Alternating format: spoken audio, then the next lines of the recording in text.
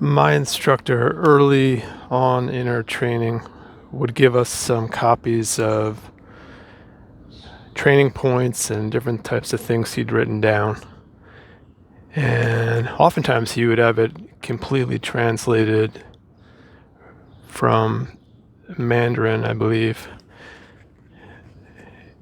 And he would do so with this little pocket dictionary. That's how he did a lot of his stuff. So the first one here, I'm going to run through 10 basic Tai Chi Chuan key training points. Just read you what he wrote. Just the first section, not going to go through everything just yet.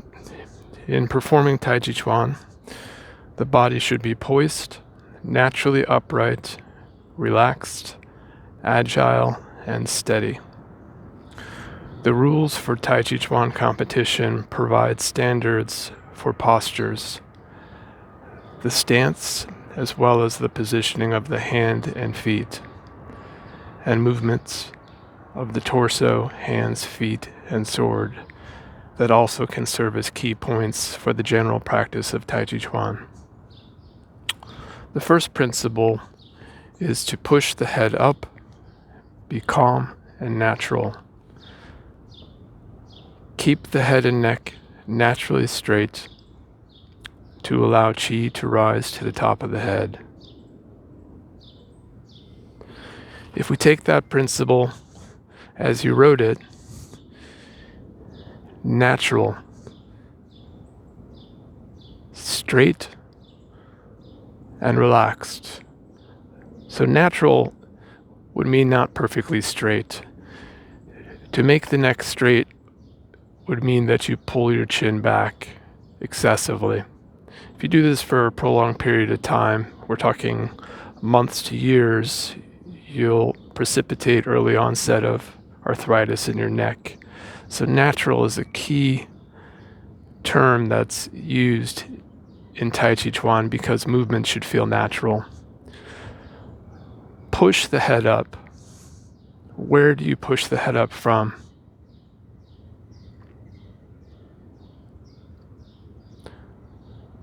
I like to think of my whole body involved in a movement. I can push my head up by feeling energy come up from the ground. That's one way to do it. I could also sink my body in order to feel that my head goes up.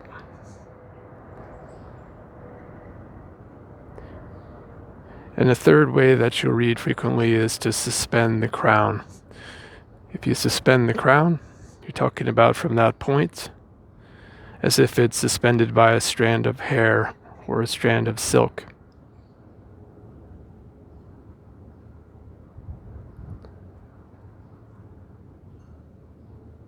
Also, at times, I'll visualize the center of my head where the skull sits on top of the uppermost cervical vertebra.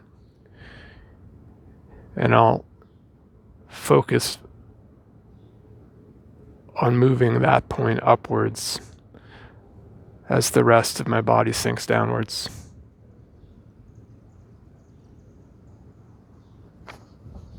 The second principle is to keep the shoulders and elbows down. Keep the shoulders down and relaxed.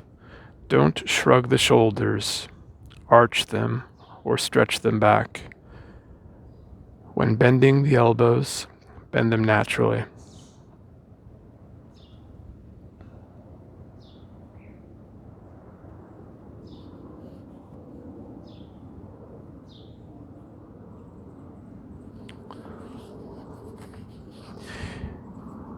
In the commencement movement, we raise the arms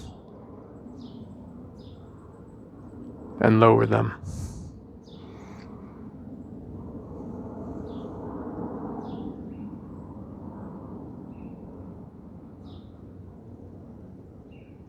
If you shrug the shoulders, you'll tend to block the flow of qi. To keep the shoulders down, imagine that your shoulder blades are sinking.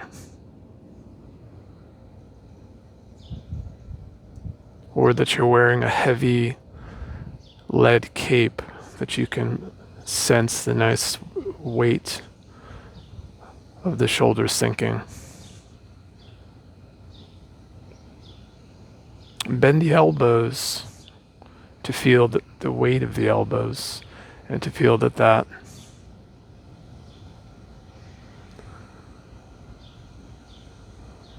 in turn relaxes the shoulders. Whether it's a static posture or a dynamic posture, you can always come back to relaxing